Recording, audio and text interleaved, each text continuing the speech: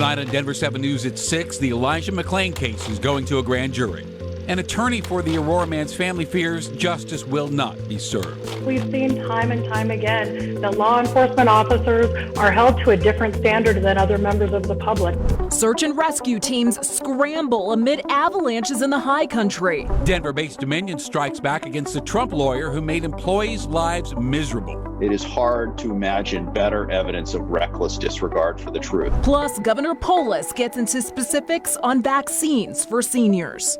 And Stacy tracks Denver's first snow of the year. Big changes weather-wise coming our way here in Colorado thanks to this cold front. It's headed our direction. I'll let you know when it will arrive and how much snow we expect.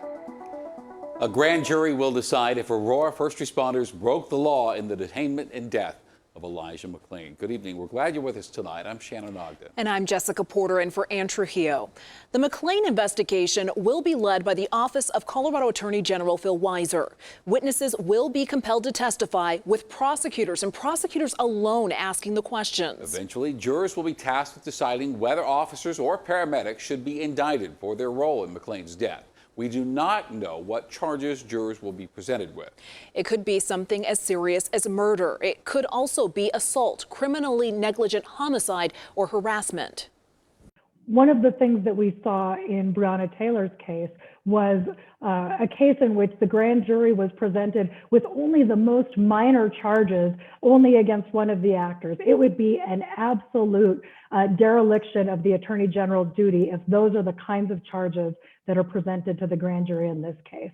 This is a serious case where police officers and medics committed multiple crimes, and there is adequate probable cause to charge them and convict them of those crimes. Grand jury proceedings are held in private, and this one is expected to take some time. We will continue to gather information and bring you details as we get them. The Aurora police officer who drew outrage for holding children at gunpoint will not face charges. Prosecutors said what happened was unacceptable, but that it couldn't find any evidence officers acted outside the law. Officers stopped this family in August because their license plate number matched one belonging to a stolen vehicle, but that stolen vehicle was a motorcycle. The family was in an SUV. We reached out to Aurora Police to find out if the officers were facing internal discipline. We were told the investigation is still underway.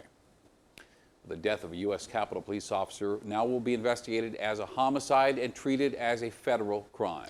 Officer Brian Sicknick passed away last night. Sources told the Associated Press he had been struck in the head with a fire extinguisher. Meanwhile, arrests related to the unrest are slowly starting to stack up. The man seen posing with his feet on Nancy Pelosi's desk was detained today in his home state of Arkansas. And speaking of the Speaker of the House, she apparently has told colleagues there is more support now among Democrats for impeaching the president than there was over how he handled the Ukraine scandal. That's according to CNN, which reports that more than 130 House Democrats have signed on to a resolution to impeach. Those articles are expected to be introduced on Monday. The president has also been permanently banned from Twitter over concerns that his supporters will use his words as a springboard for another attack on the Capitol. Well, Colorado-based voting software company Dominion is now suing Trump campaign attorney Sidney Powell for defamation.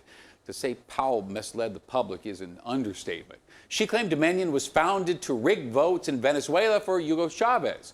She said she had video of Dominion's founder claiming he could change 1 million votes at a moment's notice.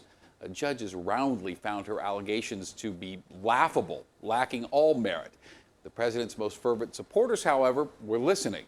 And they shared Powell's accusations far and wide, and soon Dominion employees working out of this nondescript building in Denver were receiving a lot of unwanted attention. They have made the company radioactive and had destroyed the value of this once thriving business and had put Dominion's multi-year contracts in jeopardy.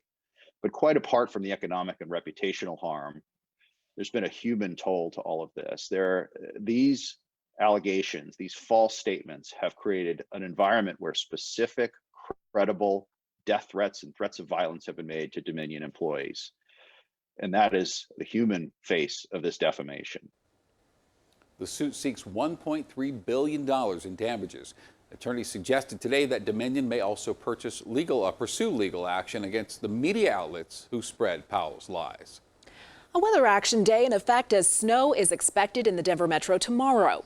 Meteorologist Stacey Donaldson is tracking it. Stacey, not a huge storm, but man, is it going to be cold. It is. Those temperatures are really going to drop like a rock tomorrow into the 30s thanks to a cold front that's headed our way from the west. We already have a winter weather advisory for southern Colorado. That's been issued through to Sunday morning at 5 a.m. And this cold front will be moving through Saturday here for much of Colorado. So we're expecting most of that snow into tomorrow afternoon and evening. The cold front with that low pressure area will bring snow all the way down into New Mexico and Texas as well. And we will see snow here for the Front Range. Our overnight lows tonight will be in the teens. It'll be mostly cloudy and cold tonight. And then we'll start to see that snow develop into tomorrow. So if you're out walking the dog early in the morning, temperatures will be in the 20s and then only in the low 30s for the afternoon. So it's going to be a chilly one for us. Coming up, I'll let you know how much snow we expect here for the Denver area and when it will finally move out coming up. All right, thank you, Stacey. Boy, avalanches made for two very close calls in the high country today. Denver7's Liz Gilardi was actually with a search team when they were called into action. She reports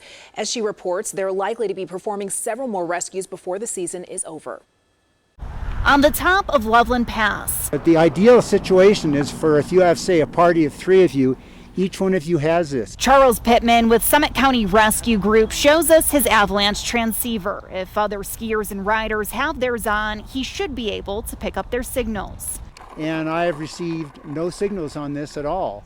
As we interviewed him about an increase in rescue calls, 1229. his radio went off. Call number 10 for the new year. As of right now, the information that I have is 2 people on the debris field, 1 person is being unburied, and this is from Aviation Patrol. He later told us 2 people were involved in an avalanche near Loveland Pass. 1 person was partially buried, but no one was injured. Then a helicopter circled overhead, another avalanche rescue happening at the same time in nearby Clear Creek County.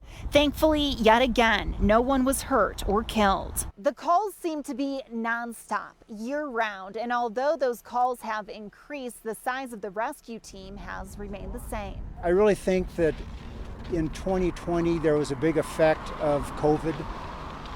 People going into the backcountry. Summit County Rescue Group is being taxed with back-to-back calls last weekend. In 2018, the team responded to 100 calls. In 2020, calls for help doubled. Because a lot of these missions are, they're very tiring.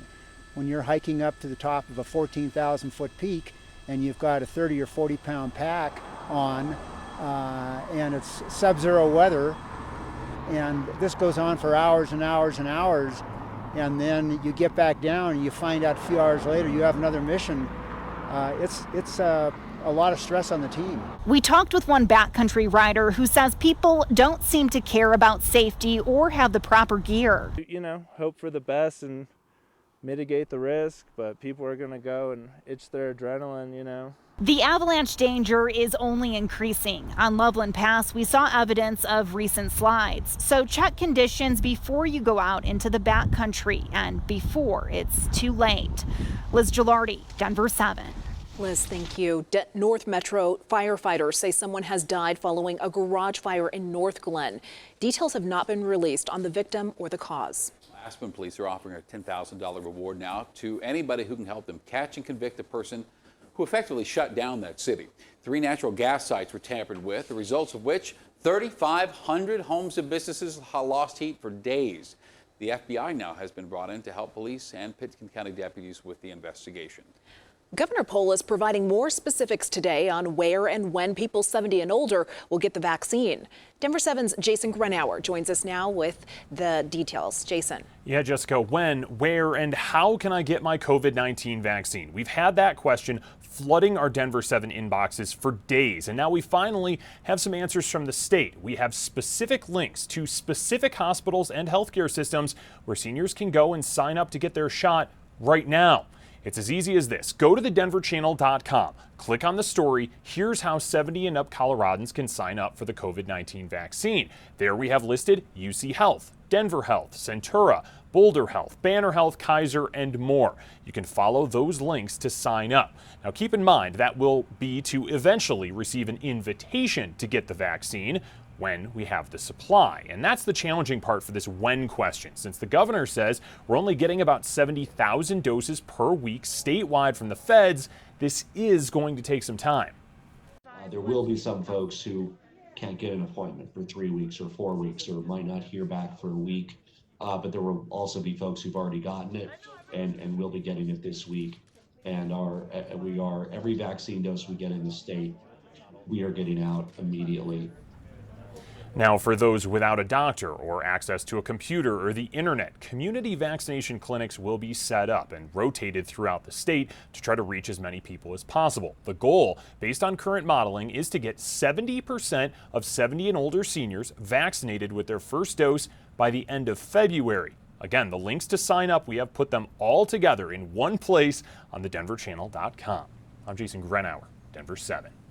Thank you, Jason. 15,000 Coloradans received their first dose of the vaccine today. Another 10,000 got the second dose. 3,100 cases of coronavirus were reported. 915 people are in the hospital. That number continues to slowly decline.